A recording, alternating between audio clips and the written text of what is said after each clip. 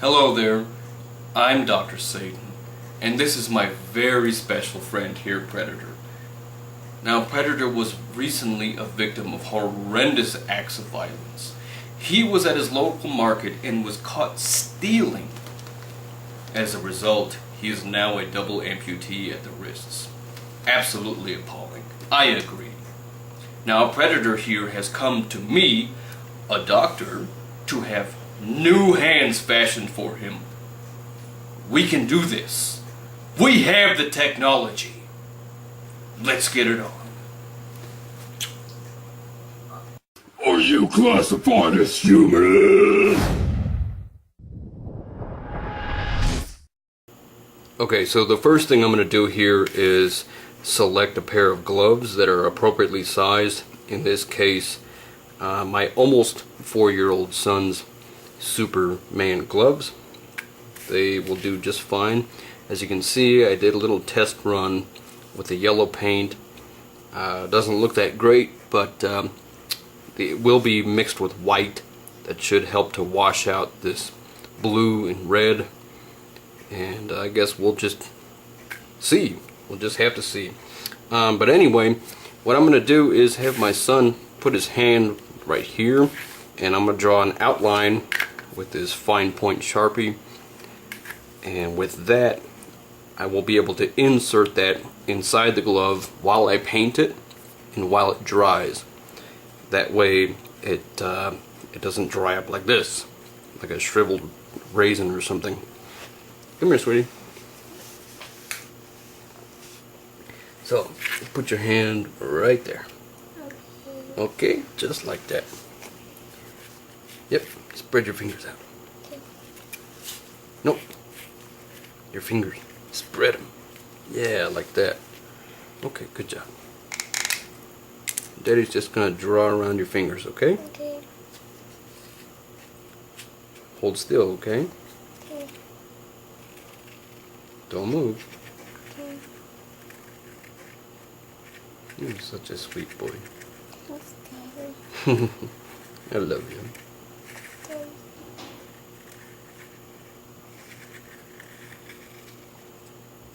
There we go. Perfect. Now it's just a rough outline. It just has to fit inside the glove and just be, you know, somewhat proportionate. So, check it out. That's all we needed. Good job. Give me 5. Alright, thank you. Okay, so the cardboard has been inserted, and as you can see, this hand is somewhat formed. You simply do that by bending these cardboard phalanges in a somewhat approximate natural fashion, because when the paint dries, and this is fabric paint that I'm using, but I'm gonna have to glob it on there to cover up this blue and red. When it does dry, it will add some rigidity, so that's the point of that. That's all you have to do. Just give it a little bend. Voila. Can you tell I make these videos spur of the moment? Well, anyway, this is my paintbrush, because that's all I have at the moment, and that's gonna have to do. As you can see, I already began painting the underside, but just using a combination of these two fabric paints alone is not enough.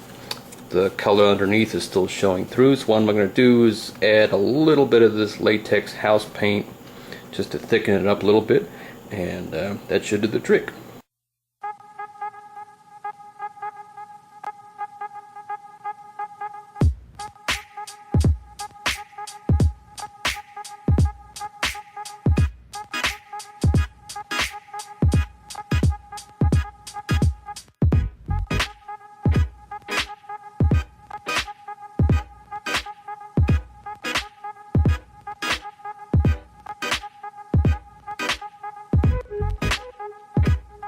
Okay, so while the palms of these are drying, I'm going to go ahead and take this hot glue gun and piece of paper and make some Predator fingernails.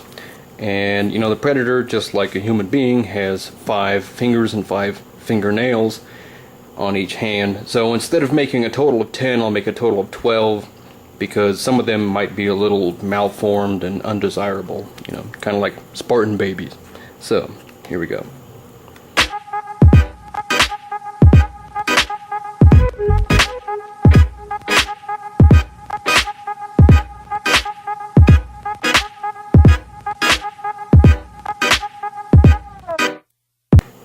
Alright, so I went ahead and doubled that and made 24 because I was just kind of sucking ass.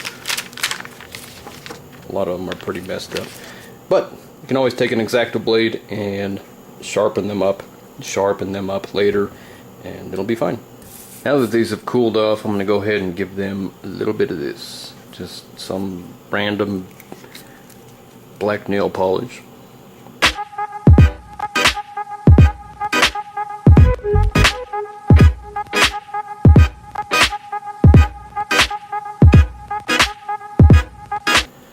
Okay, now we're just going to let that dry, and as you can see I only selected 10 of them, 10 of the best candidates, and those are the ones that we will use. Later on I can go ahead and use an X-Acto knife and shape them up a little bit better.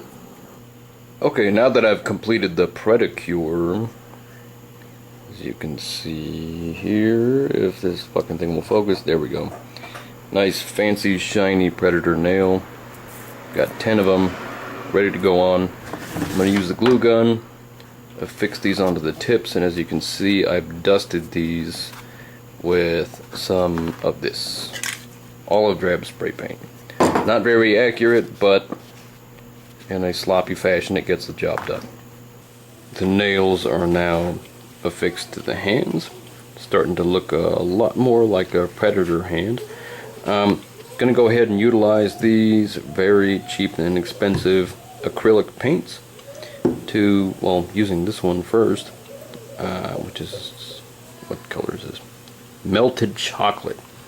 Alright, so we're gonna use the melted chocolate to go ahead and make these rough predator glove designs, and then I will use the black to detail the semi-reptilian looking skin texture. Okay, as you can see the paint job is complete. I have removed the cardboard insert that was only there for the drying process, and now what we're going to do is build a wire skeleton for it utilizing these tools. Just some needle nose pliers with a wire cutting piece on it, some basic masking tape, and all-purpose wire. And it's going to end up looking like this.